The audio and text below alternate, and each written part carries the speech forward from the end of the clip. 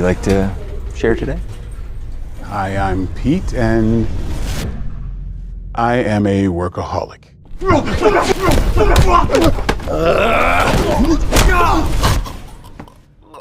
Hi, Pete. Boss, we got a problem. We found a bug. I joined a support group of workaholics. You know, this is a safe space, Pete. I know we're supposed to be in the circle of secrecy and all that. I just really like my job. I need to know what he's done. Why would you choose to betray them this way? Wait, are you talking about my support group? I just needed a safe space to work through my feelings. You give up information. No, I just talk about needing work-life balance. What are you talking about? What are you talking about? What are you talking about? What are you talking about? You. Right? You don't have it in you. Everybody in the family is coming down here to kill me. Find Pete Stryker. I'm not a rat. You could have disappeared in the shadows, but I admire your ambition. How do I prove that I'm not a rat by sunrise? You're welcome. We all deal in death, though, in one way or another.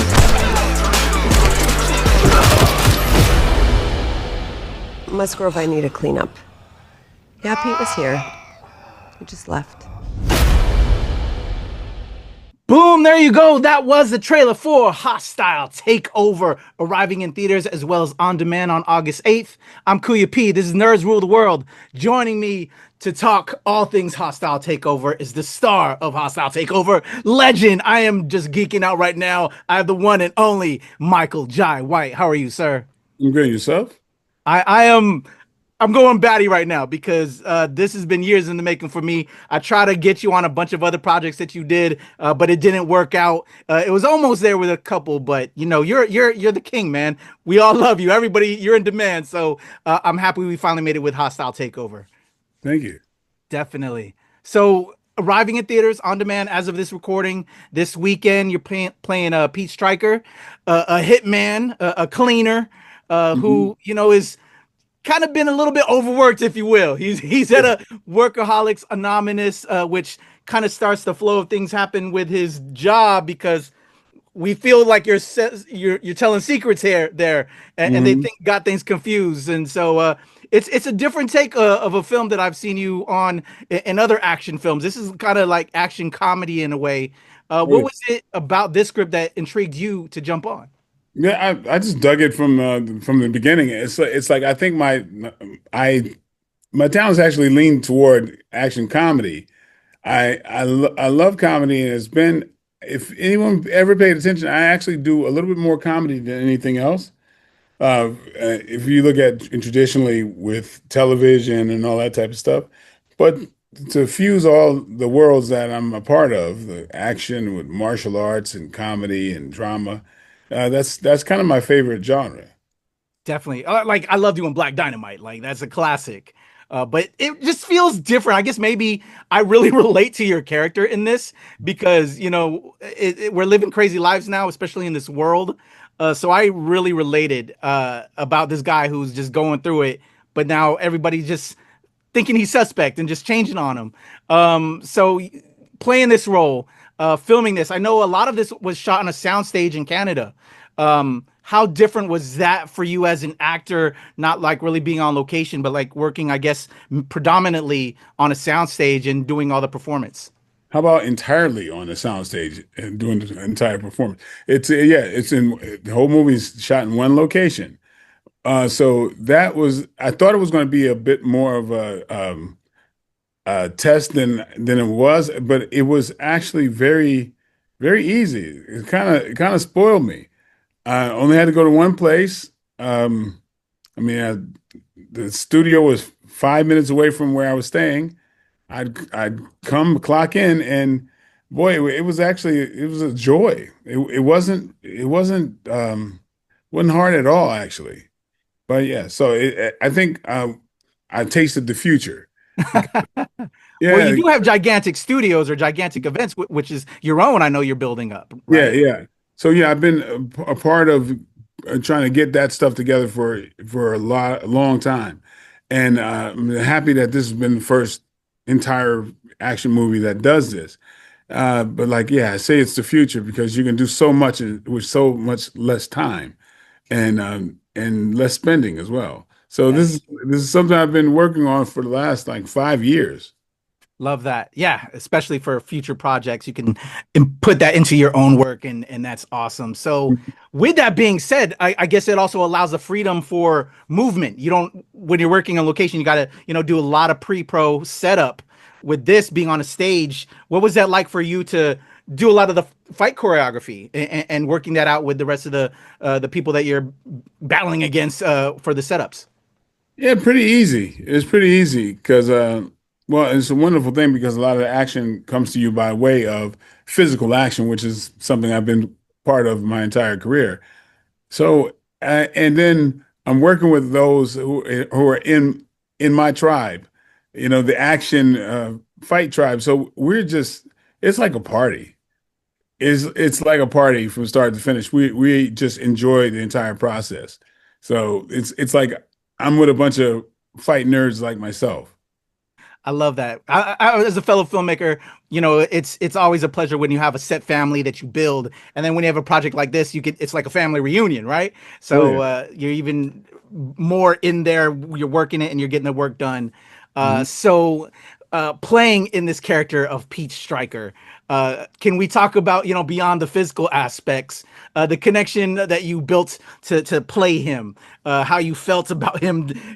Does this mirror Michael in any way, like the real Michael? Like, man, I've been in this game, and just sometimes, man, do y'all understand me or not? How was playing Pete?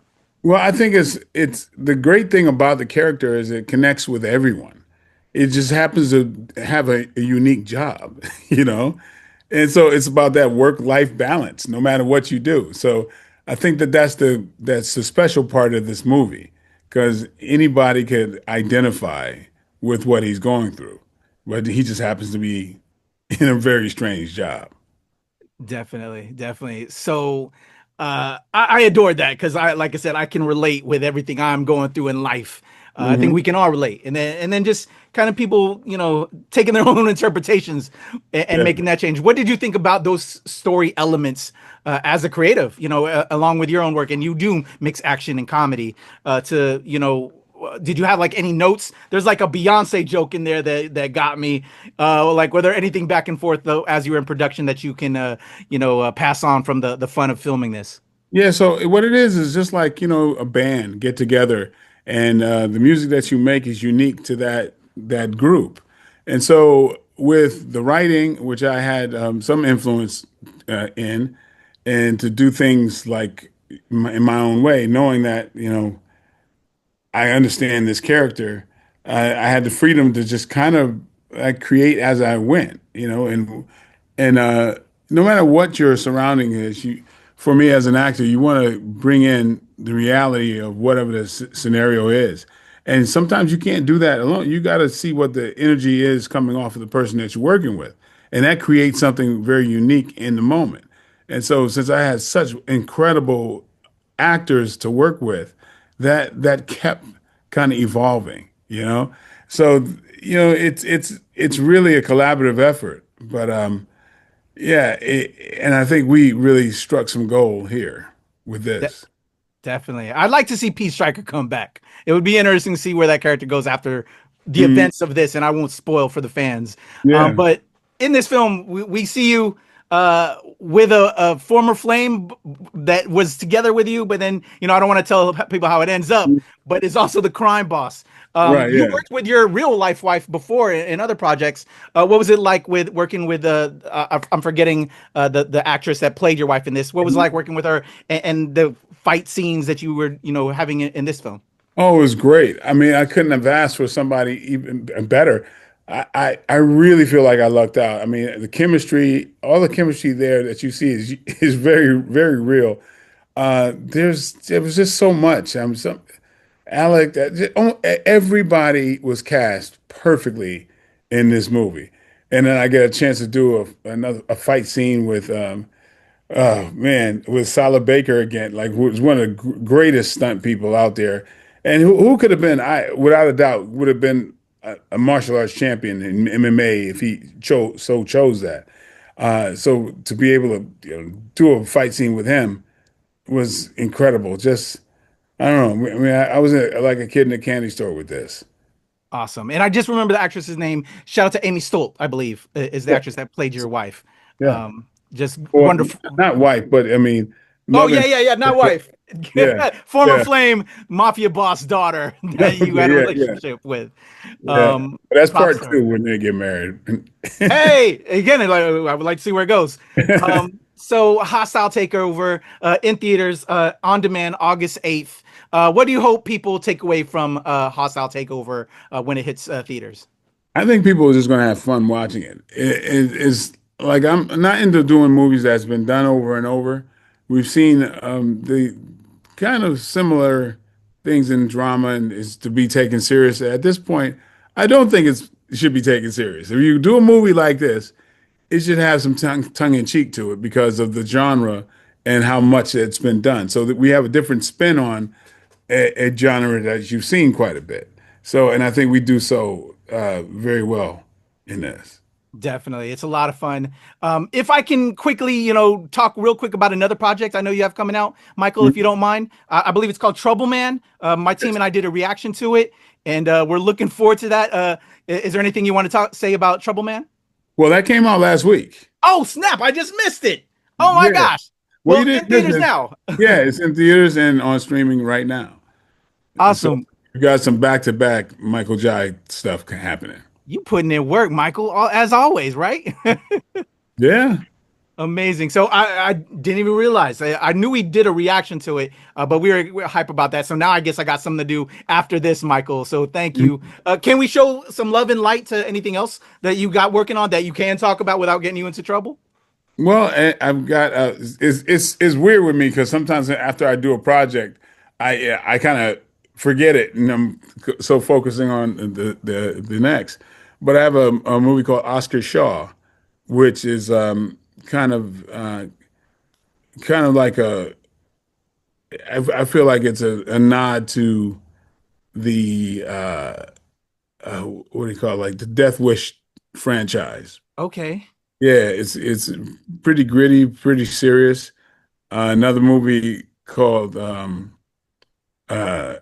man, I'm so bad on this. No worries, I put you on the spot, sir. Yeah, sometimes like I really do move forward and forget till it starts coming back up.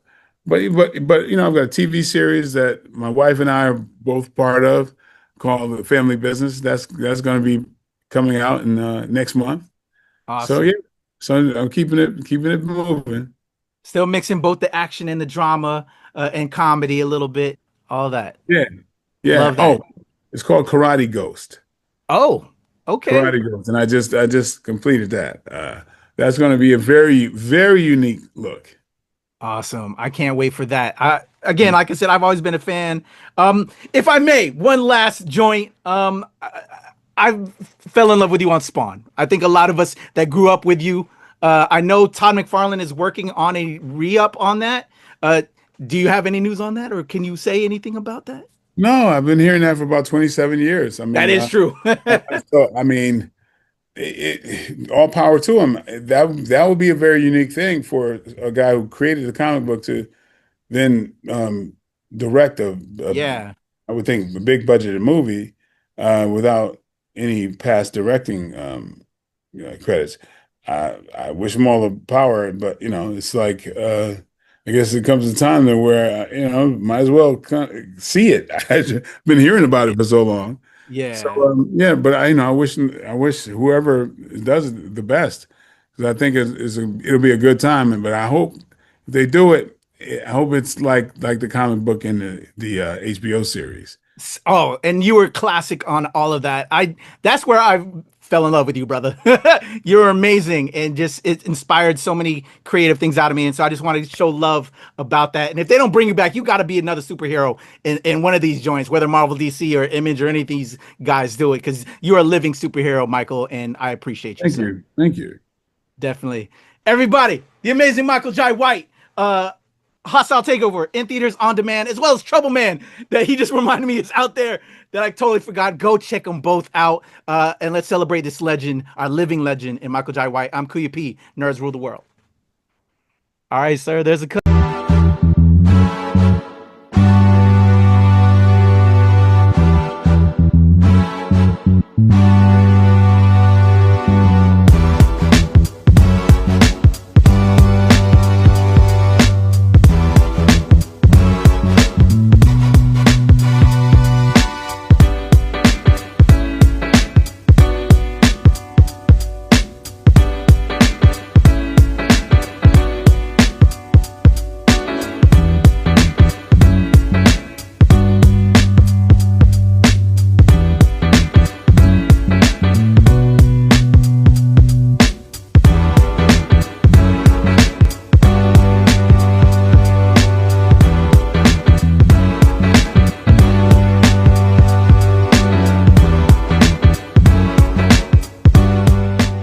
Nerds rule the world.